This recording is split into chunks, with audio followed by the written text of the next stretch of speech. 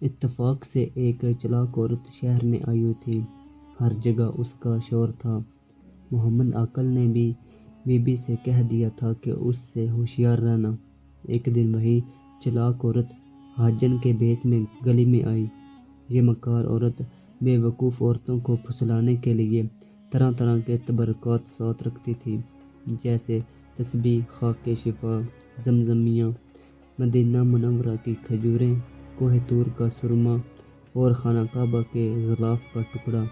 گلی میں آ کر جو دکان کھولی تو بہت سی لڑکیاں جمع ہو گئیں۔ مزاجدار نے سنا تو وہ سلفن کو کہلا بھیجا کہ گلی سے اٹھنے لگے تو حاجن کو یہاں بلا لانا، ہم بھی تبرکات کی زیارت کریں گے۔ سلفن حاجن کو بلا لائے۔ تمام چیزیں دیکھی گئیں۔ سرما اور نادے علی دو چیزیں پسند کی۔ حاجن نے 2 آنے کو نادے علی حوالے کی اور فیروزے کی انگوٹھی اپنے پاس سے مفت دے دی۔ مزاجدار رچ گئی۔ اس کے بعد حاجن نے عرب کی کیفیت اور دل سے جوڑ کر 2-4 باتیں ایسی کہیں کہ مزاجدار نے کمال شوق سے سنا۔ حاجن نے باتوں باتوں میں پوچھا کہ تمہارے کتنے بچے ہیں؟ بچوں کا نام سن کر مزاجدار نے سرد آہ بھری اور کہا، ہماری تقدیر ایسی کہاں تھی۔ پوچھنے پر معلوم ہوا کہ شادی کو ابھی 1 برس نہیں ہوا۔ حاجن کو مزاجدار کی بے وقوفی کا اندازہ ہو گیا۔ کہنے لگی کہ گھبراؤ نہیں، تمہارے تو اتنے بچے ہوں گے کہ تم سے سنبھالے نہیں جائیں گے۔ غرض پہلی ملاقات میں حاجن نے مزاجدار سے حال جز کل معلوم کر لیا۔ وہ ایک کامل پہر تک وہاں بیٹھی رہی۔ جب جانے لگی تو مزاجدار نے بہت منت کی کہ اچھی بھی حاجن اب کب آؤ گی؟ اس نے بتایا کہ وہ اپنی بھانجی کے پاس موم گروہ کے چتے میں رہتی ہے، دوسرے تیسرے دن دیکھ جایا کروں گی۔ لیکن اگلے ہی دن حاجن پھر آ ٹپکی۔ اس بار اس نے ریشمی ازار باندھ صرف 4 آنے میں مزاجدار کو دے دیا۔ بہت سی مزید گھریلو باتیں ہوئیں۔ حاجن نے 2 لونگیں اس کو دیں اور کہا کہ دنیا میں ملاقات اور محبت اسی واسطے ہوا کرتی ہے کہ ایک دوسرے کو فائدہ ہو۔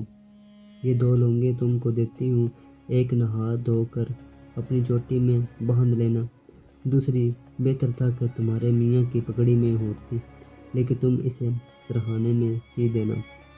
ہاں، خیال رہے صفائی کا خیال خوب رکھنا۔ ساتھ ہی ساتھ اس نے پھوپھالی بیگم کے حج کا واقعہ بہت دلچسپ بنا کر سنا ڈالا۔ اس نے بتایا کہ بلقیس جہانی بیگم کو اللہ نے سب کچھ دے رکھا تھا، نوکر چاکر غلام پالکی نالکی سب کچھ تھا۔ ایک تو اولاد کی طرف سے رنجیدہ رہتی تھی۔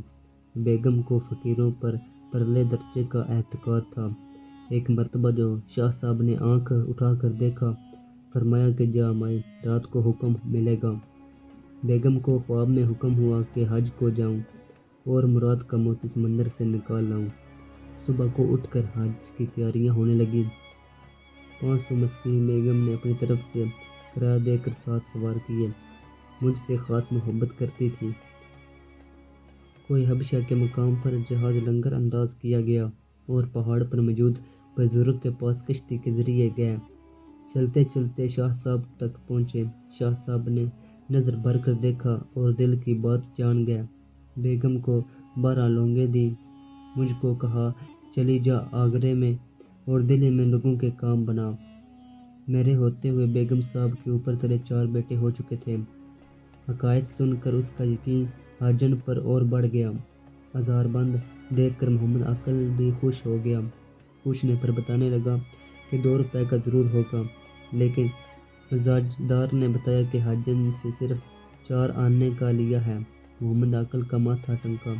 اس نے کہا دیکھنا کہیں وہ حاجن کوئی ٹھگنی نہ ہو، لیکن مزاجدار نے تو حاجن پر فدا ہو چکی تھی۔